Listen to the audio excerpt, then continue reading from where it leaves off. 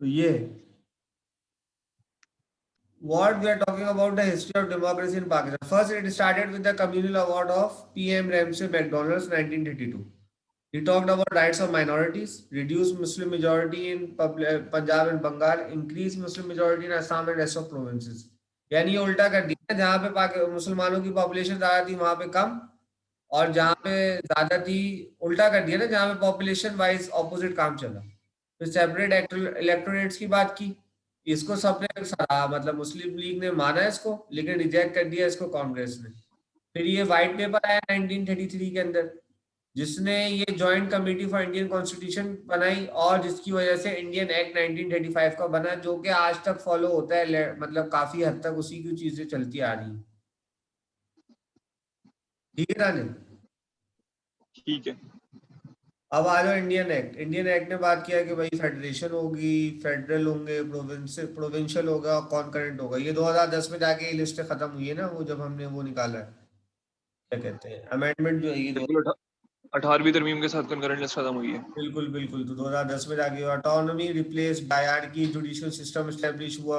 अच्छा, जो चीजें नई इसमें बताई गई वो क्या है? फंडामेंटल राइट्स है एंड डोमिनियन स्टेटस है, ये नहीं बताया गया। पार्टीज ने डिमांड किया कि कॉन्स्टिट्यूशन जो है असेंबली एस्टेब्लिश हो।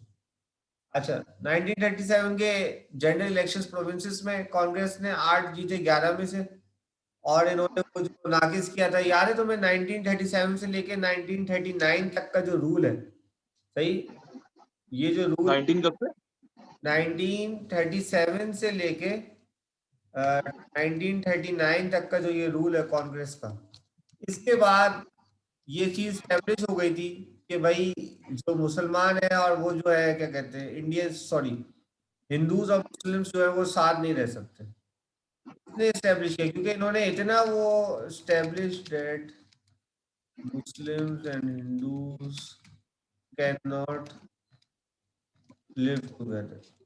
ये इसके अंदर ये स्टैब्लिश हुआ कि जैसे वो क्या करते थे, एक तो ये वंदे मातरम सॉन्ग हर किसी से कहते थे, करवाते थे, सही है, जो मसाजिद थी वहां पे वो परेशान। मतलब अभी तो आजादी भी नहीं हुई थी। हाँ 1947 में जाके आजाद होना था, तो यानी 1937 से 39 के अंदर ही ये शुरू हो गए थे कि वंदे मातरम सब पढ़ेंगे, सब करेंगे वगैरह। हाँ, ये था। और इसका वर्धा पॉलिसी थी, वर्धा है, वर्धा देखो जरा, सर्च करो, वर्धा, वर्धा स्कीम, मुझे याद पड़ रहा है, वर्धा स्कीम भी कोई चीज थी। पढ़ता थी, संगठन और शुद्धि थी। देखो तो वर्धा स्कीम क्या चीज। वर्धा स्कीम, यार नाम स्पेलिंग दीजिएगा जरा। ये लिखा है मैंने, वर्धा, WARDA, वारदा क्या पढ़ते हैं इसको? Wardha scheme of education 1937 provide for free and compulsory education in mother tongue. हाँ, आगे बढ़ो, क्या है मदर टंग कौन सी?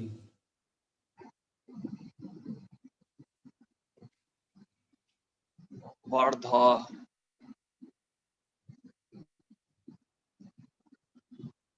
This was thought to create a classless society free from any form of exploitation, either social or economic. इसमें ये तो कहीं नहीं लिखा है कि हर किसी जिसकी भी जो मदर लैंग्वेज है उसकी बात हुई है। आगे तो बढ़ो, वो ये होता था कि राइट जो थी ना वो संस्कृत थी।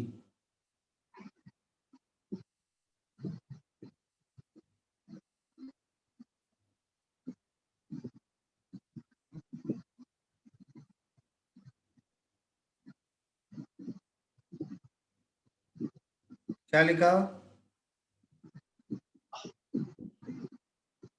Limitations में लिखा हुआ था Varda scheme of basic education has been criticized for ignoring the negative psychological effect of work at such a young age. It would have been better the provision to length out would have been after the age of 12 to allow for proper mental and psychological development of the child. The सही। basic education provided in Varda scheme do not relate to the economic policy of the state in age of industrialization due to the fast and rapid industrialization. The knowledge of science and mathematics may become more desirable than the skills and handicrafts. Further, science since style the से कुछ है preparation ना, of staff style का सिखाने बैठ गए उनको, वो उल्टी पुरानी आउटडेटेड चीजें जो है। बिल्कुल हैंडीक्राफ्ट्स वगैरह स्किल्स वगैरह सिखा रहे थे, बजाय इसके कि वो मैथ्स और नॉलेज बेस्ड चीजें। सही। और फिर ये स्कूलों के अंदर ये वंदे मातरम जो है वो फिक्स कर दिया, और फिर क्या कहते हैं, इन्होंने संस्कृत को ज्यादा लागू करने की कोशिश की, फिर ये जो मसाजिद है उसके अंदर अलग तंग किया। सही। फिर इन सब चीजों को मद्देनजर रखते हुए उन्होंने बोला कि भाई यहाँ पे अब जो है ना, अब यानी हिंदू और मुस्लिम जो साथ नहीं रह सकते। इसके बाद जाके 1940 के अंदर आपके पास क्या हुआ, 23 मार्च 1940 को पाकिस्तान रेजोल्यूशन पास हुई। सेपरेट होमलैंड की बात जो है वो इस वजह से शुरू हुई, इस काम के बाद। सही। अब आ जाते हैं, ये वर्ल्ड वॉर टू जब हुई थी 1939 से 45, कांग्रेस ने डिनाई कर दिया था सपोर्ट करने के लिए ना। सर स्टेफर्ड क्रिप्स मिशन हुआ था 42 का, उसने कहा था कि भाई आप अपनी जो मतलब लोग हैं वो आपकी सपोर्ट करें। और वर्ल्ड वॉर टू में क्या हुआ था, कांग्रेस ने डिनाई के भाई के मतलब फौजी ना जाए यहाँ से। हाँ, वो हमारे बंदे जाके नहीं लड़ेंगे ना वर्ल्ड वॉर टू में। ब्रिटेन जब लड़ाई कर रहा था तो उन्होंने कहा डोमिनियन स्टेटस जो था वॉर के बाद, अब उससे बोला कि any province not willing in union allowed independence. तो उन्होंने कहा कि भाई जो भी इस यूनियन का पार्ट नहीं रहना चाहता उसको इंडिपेंडेंस होगी। तो कांग्रेस ने रिजेक्ट कर दिया, और कांग्रेस ने कहा कि नहीं, हमें फॉरेन इंडिपेंडेंस चाहिए।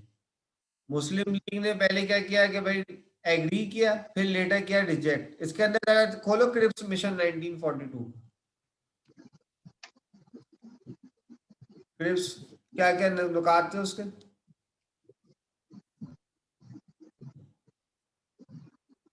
ये बेसिकली उन्होंने ना लालच दी थी। क्या बोला था उन्होंने क्रिप्स के अंदर, वो बोला था कि भाई आप ये कर लें तो हम ना आपको वॉर के बाद जो है ना डोमिनियन स्टेटस दे देंगे और आपको आजाद कर देंगे, मतलब अगर आप हमारा सपोर्ट कर दें तो। To secure full Indian cooperation and support for their efforts in World War II, the mission was headed by the senior minister Sir Stafford Cripps, traditional Indian circle, but was also a member of the coalition war cabinet led by, who had long been the leader of the movement of bloc Indian independence. Cripps was sent to negotiate an agreement with the National Congress leader Muhammad Ali Jinnah and Muslim League. अच्छा, मोहम्मद अली जिन्ना और मुस्लिम league से Cripps worked to keep Indian loyal to British war effort in exchange for a promise of election and self-government dominion status once the war was over. Cripps discussed the proposal which he had drafted himself with the Indian leaders and published them. Both the major parties rejected his proposal and they were also acceptable to Churchill. No middle way was found and the mission failed. Congress moved towards a quit India movement whereby it refused to cooperate in the war effort in response to British imprisoned practically the entire Congress leadership for the duration of war. Jinnah and Muslim, to whom Cripps had offered the right to opt out of a future union, supported the war effort and gained in status in British eyes. Jinnah was surprised to see the right to opt out of a future union was undertaken. सही। ये क्या बात, जिन्ना ने पहले support किया था ना इसको, हाँ, यही तो है, Muslim League first agreed later rejected mood off constitutional amendment. लेकिन बाद में लिखा हुआ है कि जिन्ना was surprised to see that the right to opt out of a future union was undertaken. ठीक है, तो ये हो गया। अब ये जो कंडीशन बिल्डअप हो रही थी, इसके बाद आया 44 से 46 का पीरियड। ये क्विट इंडिया मूवमेंट के बाद जो है 44 के अंदर जाके कांग्रेस के जो लीडर्स थे वो क्या हो गए, रिलीज हो गए। सही है। अच्छा, एक मिनट, रिजेक्शन के बाद ब्रिटेन ने, 1942 हाँ हाँ क्रिप्स मिशन 1944 में रिलीज हो गए, हाँ, ठीक है। सही है। अब वो 1945 के इलेक्शंस हुए, मुस्लिम लीग ने जो उनकी रिजर्व सीट थी सारी 30 जीत ली। और 46 के अंदर जो था इलेक्शन जो था सिक्योर्ड हो गया कि, और 95% जो है मुस्लिम वोट पड़ गए। के अंदर ना दो तीन और मिशन हुए, ये कौन से थे, इसके अंदर दो तीन और जो बड़े ना इम्पोर्टेंट जो मिशन हुए वो भी है, वो भी देख। कैबिनेट मिशन था एक तो, बिल्कुल, कैबिनेट मिशन देखो।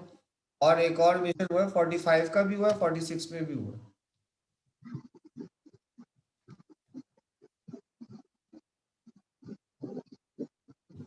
ये सब फेल हुए, मतलब ये उन्होंने कोशिश की कि रोक सके, रोक नहीं पाए वो।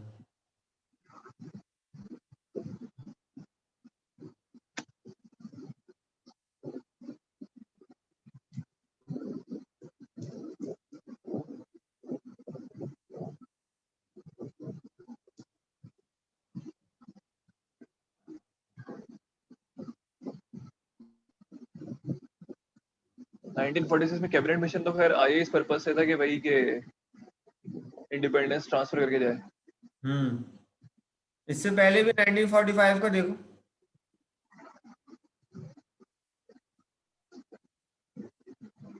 1945 यूके मिशन पे किया।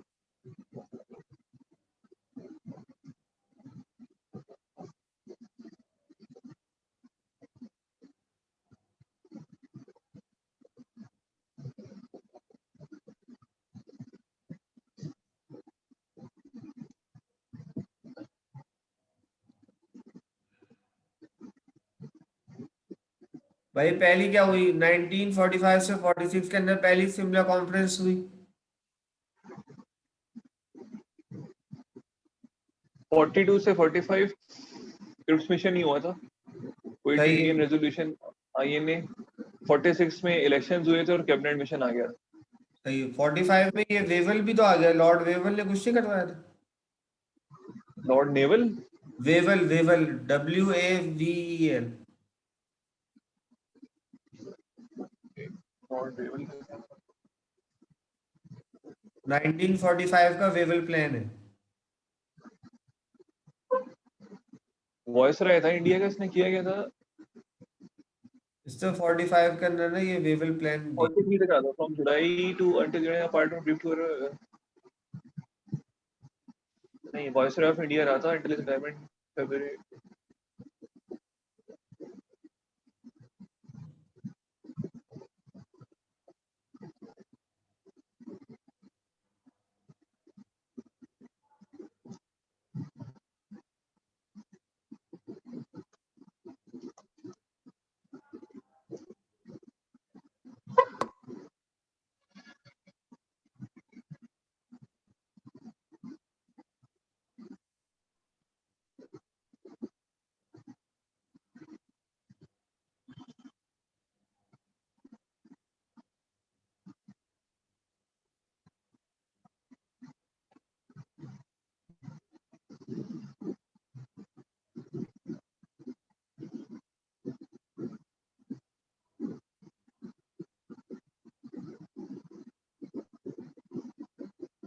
देख लिया ये वेवल प्लान। वेवल प्लान नहीं था, वेवल ने बंगालियों के जो मसले थे वो हल किए थे, बंगाल फेमिन जो था। वेवल प्लान था ना कि if all the Indian political parties would help the British in the war, सही है, वो they would introduce constitutional reforms. फिर वायसरॉय की जो एग्जीक्यूटिव काउंसिल है वो रिकॉन्स्टिट्यूटेड हो जाएगी और उसके मेंबर्स बढ़ जाएंगे। अदर माइनॉरिटीज जो है, लो कास्ट हिंदूज वगैरह, उनको रिप्रेजेंटेशन मिल जाएगी काउंसिल के अंदर। ये था वेवल प्लान। वेवल प्लान 1945 बिल्कुल बिल्कुल शिमला कॉन्फ्रेंस। सही है। तो ये आ गया इसके बाद वेवल प्लान। फिर आपके पास हो गया कैबिनेट मिशन 1946 का, ये भी फेल हो गए। सही है। उसके बाद फिर जो मुसलमानों ने इलेक्शन जीत लिए वो जीत। अब आ जाते हैं नेक्स्ट, कैबिनेट मिशन की बात कर रहे हैं। कैबिनेट मिशन के अंदर क्या हो गया, यूनियन ऑफ इंडिया की बात की उन्होंने, एक बात की, ग्रुप क्या है, Sindh, Punjab, Balochistan and NWFP। Group B उन्होंने कहा बंगाल और असम। कांग्रेस ने ये चीज जो है रिजेक्ट कर दी। फिर कॉन्स्टिट्यूशन, क्या क्या क्या, सॉरी सॉरी, पीछे करें। हाँ इन्होंने ये प्रपोज किया कैबिनेट मिशन ने ना। क्या कि एक यूनियन ऑफ इंडिया बनेगी, एक ये बिल्कुल। बंगाल और असम बनेगा। हाँ यही है। अच्छा, ये अच्छा प्लान तो था, इतना बुरा प्लान तो नहीं था यार। अब अच्छा था या नहीं था ये वो फॉलो ये फॉलो हो गया तो उस टाइम पाकिस्तान मतलब अलग अलग ही ये स्टेट्स बनती। वो बिल्कुल। वाला प्रॉब्लम नहीं आता जो बाद में 1970s में हुआ था। अब आ गए, उन्होंने कहा कॉन्स्टिट्यूशन असेंबली बनेगी। उसका क्या है, प्रोविंशियल असेंबली उसको करेगी, इंटरिम गवर्नमेंट कॉन्स्टिट्यूट होगी। मुस्लिम, अब जो कॉन्फ्लिक्ट आ रही थी वो था कि वो सेपरेशन चाह रहे थे, कांग्रेस चाह रही थी कि यूनाइटेड हो, और मुसलमान जो चाह रहे थे वो सेपरेशनिस्ट चाह रहे थे। सही, अल्टीमेटली क्या हुआ, कैबिनेट मिशन भी फेल्ड हो गया।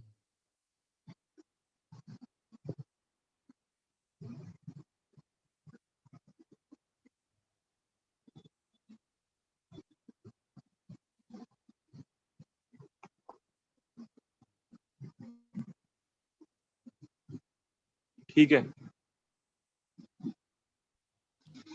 ठीक है, अब आ जाओ इंडियन इंडिपेंडेंस। दो इंडिपेंडेंट डोमिनियन होंगी, गवर्नर जनरल जो है अपॉइंटेड बाय द क्राउन होगा, कॉन्स्टिट्यूएंट असेंबली जो दोनों की पावर होगी, और फॉर 15 अगस्त के बाद 1947 जो के बाद कोई सा भी ब्रिटिश कंट्रोल नहीं होगा। ये बात एक मिनट, है क्या कि इंडियन इंडियन इंडिपेंडेंस एक्ट 1947। बिल्कुल, जो इसमें सबसे बड़ी बात है ना, वो सबसे बड़ी चीज ये है दानियाल के जो कुछ 2 साल जो थे, शुरू के 2 साल हमने क्या किया, अपनी इंडिपेंडेंस जो है वो क्या साथ बनाई है इंडिया, अच्छा, यानी 15 को बना देते।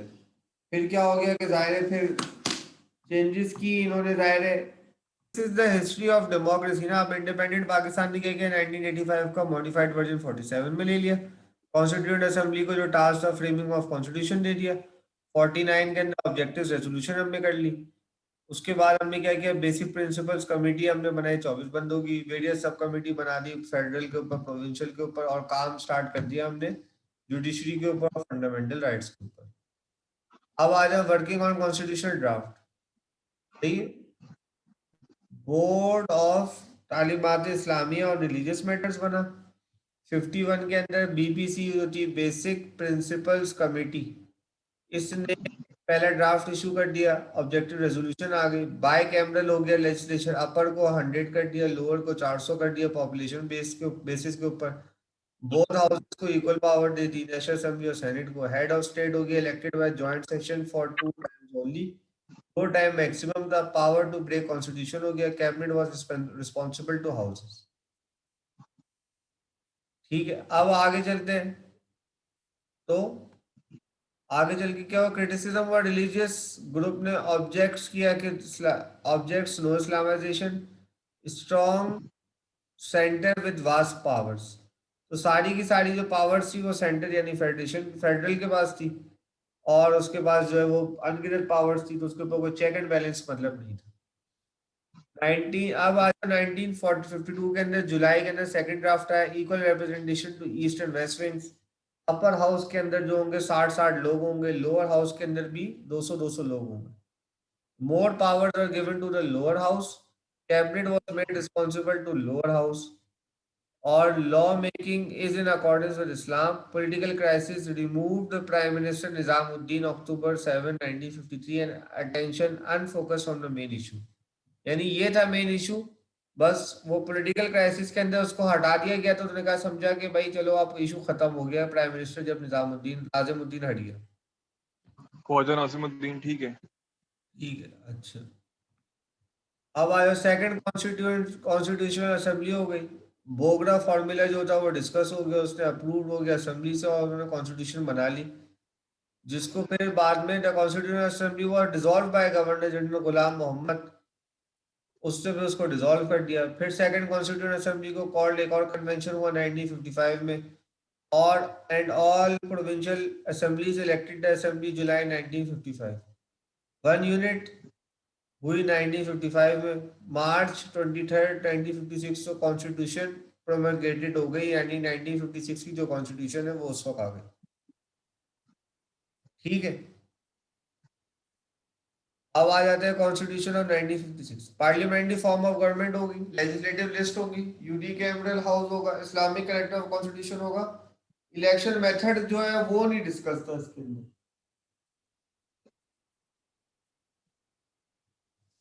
फर्स्ट मार्शल लॉ लगा आपके पास अक्टूबर 7 1958 को, प्रेसिडेंट इस्कंदर मिर्जा ने इम्पोज किया, और abrogated the constitution, appointed General Ayub Khan as the chief martial law administrator. 20 days later, Ayub Khan overthrew Mirza and assumed the office of the president.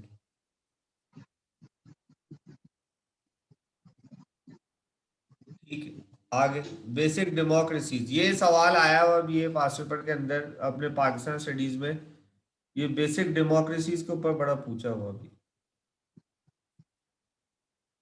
सही है, recent times में बहुत ज्यादा ये पूछा है इन्होंने ना। अच्छा, ठीक हो गया। हाँ, इससे ये पहले यानी बिल्डअप में वो पूरी हिस्ट्री लेके आना जरूरी है और फिर यहाँ से टच करना।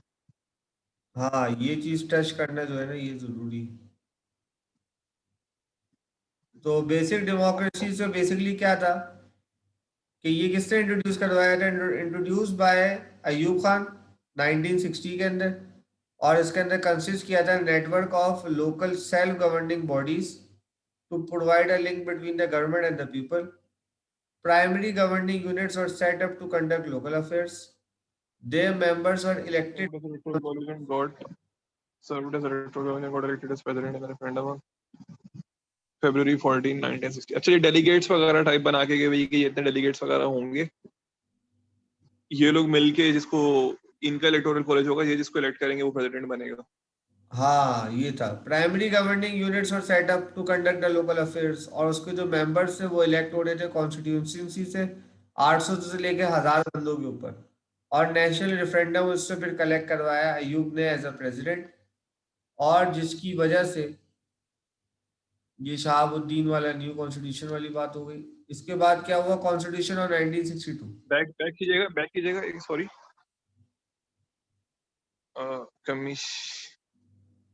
Commission under justice Shahabuddin new constitution. इस जस्टिस शहाबुद्दीन के अंडर वो बनाया था कि कॉन्स्टिट्यूशन बनाना शुरू करें। New commission submitted report on 6 मार्च 1961। ठीक है। ठीक है, अब आ जाओ 1962 की कॉन्स्टिट्यूशन। 1962 की कॉन्स्टिट्यूशन ने क्या बोला? एग्जीक्यूटिव है, लेजिस्लेटिव है, जुडिशियल है। वही सेपरेशन ऑफ पावर का जो कॉन्सेप्ट है ना, वो उसको लगाया गया। ये जरूर लिखना, सेपरेशन ऑफ पावर ना, ये बड़ा कॉन्सेप्ट है। जितनी सेपरेशन ऑफ पावर मिसिंग थी ना। हाँ, इसके अंदर ये तीनों का अलग करने का मकसद ही यही है ना कि सेपरेशन ऑफ पावर जो है वो एग्जीक्यूट होगी। पावर ऑफ और की नहीं, अपॉइंटमेंट। अलग नहीं किया इसमें। कॉन्स्टिट्यूशन ऑफ 1962 के अंदर उसने तीनों को कंबाइन करके एक ही बंदे को दे दिया था। एक्चुअली होना सेपरेट होना चाहिए, हाँ, जो ये कि चीज प्रिंसिपल है मिसिंग कि एग्जीक्यूटिव। ये चीज मिसिंग थी ना। ये मिसिंग है, ठीक है। ठीक है, पावर ऑफ ऑल की अपॉइंटमेंट्स एंड ऑर्डिनेंसेस एक ही बंदे के पास। Also announce state of emergency. अच्छा, स्टेट ऑफ इमरजेंसी जो है ना वो क्यों अनाउंस किया तुम्हें पता है? ये स्टेट ऑफ इमरजेंसी का बड़ा चक्कर है। स्टेट ऑफ इमरजेंसी जब आपके पास अनाउंस हो जाते हैं ना, तो ये रूल्स ऑफ बिजनेस तुम लोग आगे चल के पढ़ोगे इंशाल्लाह, जब तुम पेपर करोगे और आगे चल के गवर्नमेंट का निजाम पढ़ोगे तो रूल्स ऑफ बिजनेस है। सही है। रूल्स ऑफ बिजनेस ठीक के है। हिसाब से आपको ये पता चलता है कि स्टेट ऑफ इमरजेंसी के अंदर जो है सारा का सारा जो इख्तियार है वो चला जाता है उसके पास। देखो मैंने बता। प्रेसिडेंट के पास। हाँ, तो वो फिर कुछ भी करना चाहे वो कर लेता है। ये चीज आ गई। तो ये जो है ना कंसल्टेशन अमंग डिविजन्स। एक मिनट। ये मुशर्रफ ने लगाई थी ना स्टेट ऑफ इमरजेंसी, जो मैं सब बेसिकली एक तो 12 अक्टूबर 1999 को जो वो हुआ था, मार्शल लॉ लगाया था। उसके बाद फिर से ये जो सन 2007 में, आई थिंक 2007 में, हाँ, 18 अक्टूबर वगैरह बेनजीर वगैरह का जब ये हुआ था, उससे पहले लगाई गई थी इमरजेंसी फिर से। तो दूसरी दफा के लिए कॉन्स्टिट्यूशन को पूरा वो किया गया था, हाँ, लीगल फ्रेमवर्क ऑर्डर लगे थे। ऐसे ही है ना नूर भाई? बिल्कुल यही चीज मैं कहना चाह रहा हूँ। मैं वो एक इसका प्रोविजन भी देखना चाह रहा हूँ, वो मुझे भी मिल नहीं रहा। इसका बड़ा इंपॉर्टेंट प्रोविजन है रूल्स ऑफ बिजनेस। हाँ, इमरजेंसी प्रोविजंस इसका है section 51। Sorry, rule 51। Rules of business का रूल 51 है। तो वो उसके अंदर ये बातें आपकी ना वजाहत से लिखी हुई।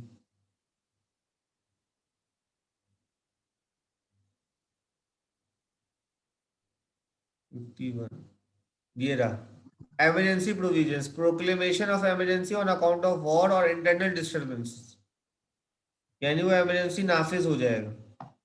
और जब ये नास तीन तरीकों पे होगी। एक तो होगी in case of financial stringency, यानी पैसे खत्म हो गए प्रोविंस के बाद वो अपना इख्तियार कहती है कि भाई तुम सब ले लो। एक होती है कि भाई कॉन्स्टिट्यूशन मशीनरी जो थी वो फेलियर हो गई, जैसे वो कराची के अंदर जो अभी नहीं कह रहे थे कि भाई वो कराची के अंदर लॉ लग रहा है, लॉ लग रहा है, लॉ लग रहा है। ये फेडरल अपने अंडर ले रहा है कुछ टाइम के लिए, कह रहे थे, हाँ। हाँ, तो ये होता है failure of constitutional machinery in a province. ये रूल नंबर 52 है, ये पार्ट एच का, इमरजेंसी प्रोविजंस। तो इसके अंदर लगता है। और एक होता है proclamation of emergency on account of war और इंटरनल डिस्टर्बेंस। सही है। तो फिर क्या होता है कि जब होता है shall be issued by the cabinet division और concern if required while proclamation of emergency in force submission. सही। जब ये इमरजेंसी नाफिज हो जाती है तो आपने सारा का सारा कंट्रोल जो है वो आपने स्टेट की तरफ दे दिया, यानी वो अपनी तरफ से कोई सा भी रूल्स और अमेंडमेंट्स कर सकते। सही। ये चीज हो गई आपके पास, क्लियर हो गई। 150 सीट्स हो गई, 6 सीट्स हो गई रिजर्व वुमेन के लिए। सही। अब finally ratified by the president who could sign, reject और रिटर्न द बिल। सही। ये चीज काम हो गई। अब आगे आ जाओ जनरल याहिया खान के ऊपर ना। Ayub Khan impose martial law. फिर उसके बाद हमारे पास क्या हुआ, बिफोर इलेक्शंस। अयूब खान ने फिर से मार्शल लॉ लगाया। हम्म। New Chief Martial Law Administrator General Yahya Khan said elections for Constituent Assembly at an appropriate time. Before election date is December 1970. ये थोड़ा सा बैक तो करें, जो याया अयूब खान ने जो पहले जो बनाया था 1961 वाला कानून, उसके बाद कोई हाँ, इलेक्शंस करवाए थे फिर से क्या? अयूब खान ने। हाँ, 1961 से लेके जो पीरियड था ये 69 तक का, जब जंग वगैरह भी आई थी 1965 की, तब कोई असेंबली वगैरह थी, तब कोई इलेक्शन वगैरह कराया था? ये जो 80,000 मेंबर्स से ये बने हुए थे, बस यही थे? अच्छा यार, इससे करवाया था 1965 का जब प्रेसिडेंशियल इलेक्शन। प्रेसिडेंशियल इलेक्शन तो कराया था, बट हाउसेस वगैरह नहीं थे उसमें क्या? नहीं, यूनिकैमरल तो किया था। ये थे कि इन्होंने कहा था कि voting would be indirect as the president had to be elected by the 80,000 basic democrats who made up the ठीक है, इलेक्टोरल कॉलेज। और ये जो डेमोक्रेट्स से ये इलेक्टेड पब्लिक रिप्रेजेंटेटिव से जो कि डिविजनल, डिस्ट्रिक्ट, तहसील और यूनियन काउंसिल के अंदर से बनते थे। इसके अंदर ये दो, जो 80,000, एक थी कन्वेंशन मुस्लिम लीग और एक थी कंबाइंड ऑपोजिशन पार्टीज। एक कॉन्फ्रेंस ली, आई थिंक मुस्लिम कॉन्फ्रेंस थी या पता नहीं क्या, आपने क्या बोला? कन्वेंशनल मुस्लिम लीग? हाँ, कन्वेंशन, हाँ convention, convention. Convention Muslim League, और दूसरी थी कंबाइंड ऑपोजिशन पार्टीज ना। कंबाइंड ऑपोजिशन पार्टीज के अंदर 5 मेजर ऑपोजिशन पार्टीज थी और उनके पास 9 पॉइंट प्रोग्राम था एक।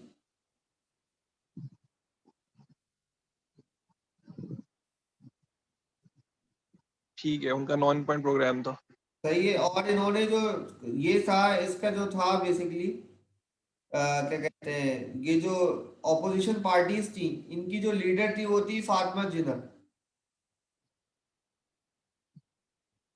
ठीक है, मोहतरमा फातिमा जिन्ना, ठीक हो गया।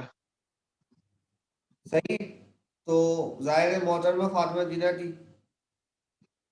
तो रिजल्ट ये हुआ कि election result came in the favour of president Ayub Khan who despite losing the popular vote won 62% of the electoral vote. क्या पॉपुलर वोट वो हार गया था, बट जो इलेक्टोरल कॉलेज के वोट थे उससे वो जीत गया? हाँ, उसने गेम ही ये डाली ना कि भाई ये इलेक्टोरल कॉलेज के हिसाब से फैसला होगा। उसने ये काम की थी। फातिमा जिन्ना जो थी वो जो जीती वो कराची, ढाका हर जगह जीत गई। और अयूब को जो था वो इधर भी हारा और डिसअपॉइंटिंग रिजल्ट आया ईस्ट खानदान के अंदर ही, ओ ईस्ट पाकिस्तान के अंदर। लेकिन जो अयूब जो जीता वो रूरल पाकिस्तान के अंदर जीता और रूरल की वजह से वो जीत गया। अच्छा, तो इलेक्टोरल कॉलेज में ज्यादा वेटेज क्या रूरल को दिया हुआ था? हाँ, वो इस हिसाब से था ना भाई, तहसील वहसील सबके थे ना, तो जाहिर ज्यादा नुमाइंदे डिस्ट्रिक्ट वगैरह इनके थे। और ये जो 1965 के इलेक्शन से ये इसको बड़ी सराहा गया, इसको वुमेन पॉलिटिक्स के ऊपर एक बड़ी कहा जाता है कि इससे पहले औरत को जो है इतना सपोर्ट नहीं किया जाता था।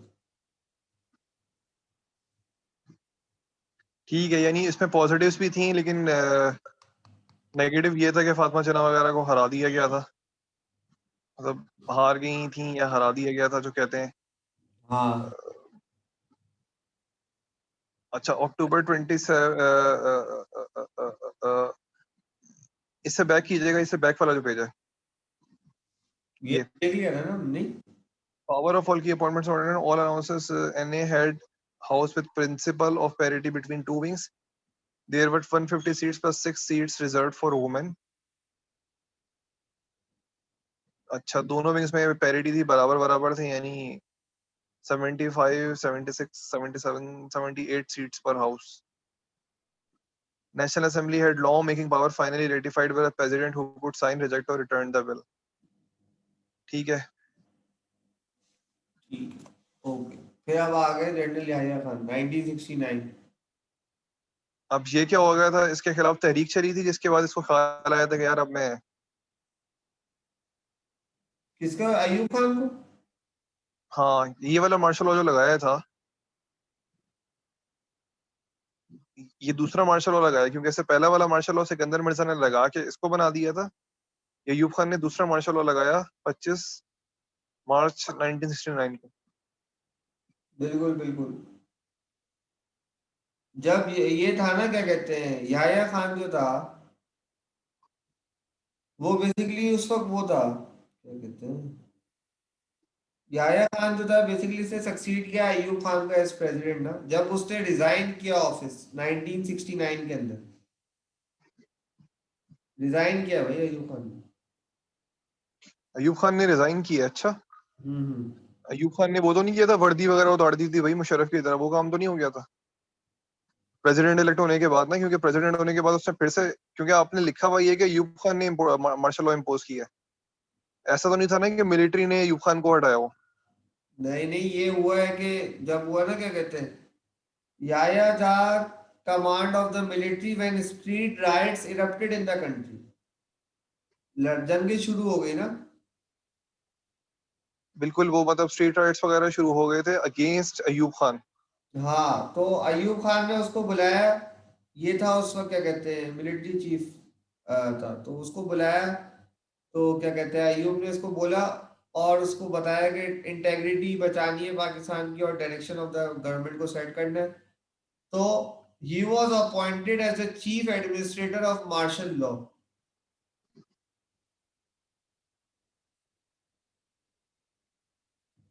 सही। तो याहिया खान ने बेसिकली सक्सीड किया अयूब खान को एज प्रेसिडेंट, जब वो डिजाइन किया उसने अपना ऑफिस 69 के अंदर।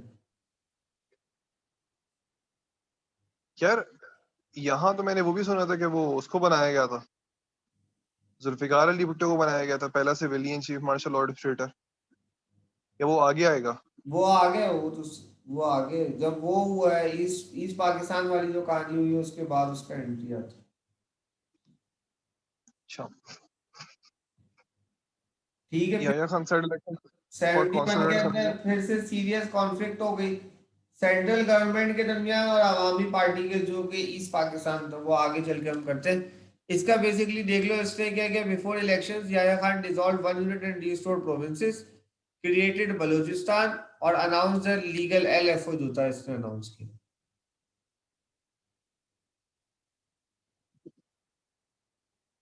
ठीक है। अब आ गए 1970 के election.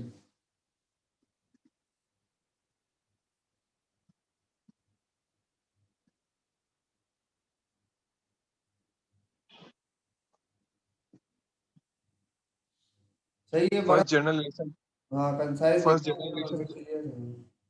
on the basis of adult franchise elections result Sheikh Mujibur Rahman provincial autonomous Awami League as the majority party in National Assembly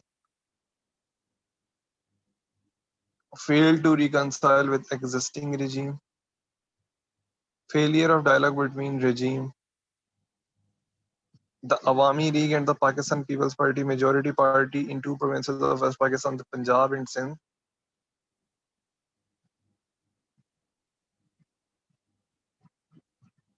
paved the way for crisis which the military regime tried to resolve by force.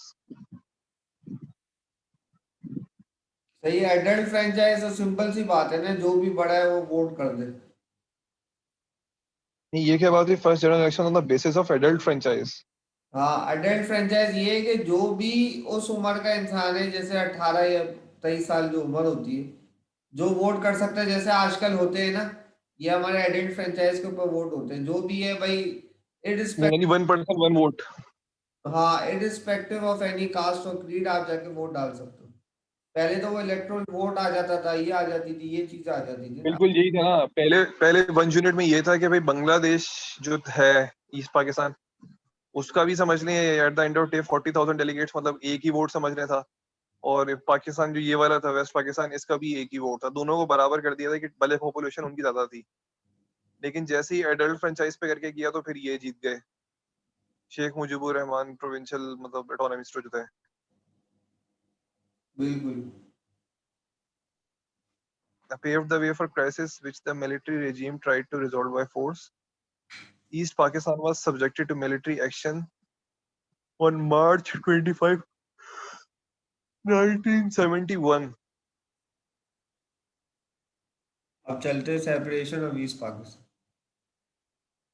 Yahya Khan's regime's failure in crisis management led to its intensification and culminated in the separation of East Pakistan on December 16, 1971. On December सुकूत Dhaka हो गया। अच्छा, मार्च में शुरू हुआ था और दिसंबर तक जाके सुकूत हो चुका था। On December 20th, 1971, General Yahya Khan resigned and handed power to the leader of the Pakistan People's Party, Zulfikar Ali Bhutto, who took charge as president as well as chief martial law administrator. Bhutto lifted martial law in April of 1972. National Assembly of Pakistan approved an interim constitution which was imposed on April 21, 1972.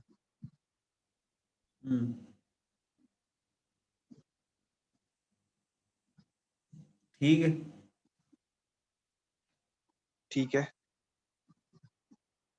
April 1972 Constitutional Committee comprising National Assembly members from all parties headed by a law minister. जब Constitutional Committee बनाई गई, इन्हें कहा गया कि बनाए। All parties agreed on the future constitution. Committee reported on December 31st, 1972. Long deliberations and compromises resulted. Final draft was approved formally on 10th April 1973. Resultantly, the new constitution was imposed on 14 August 1973.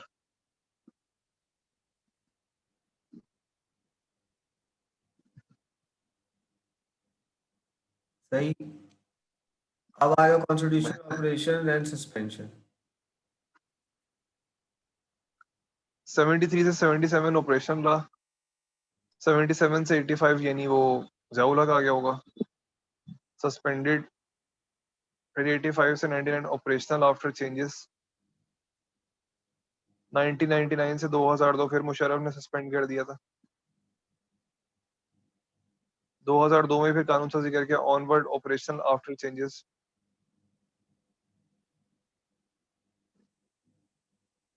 ठीक हो गया। Constitutional cases ये आ गए। Maulvi Tamizuddin case, Khan case,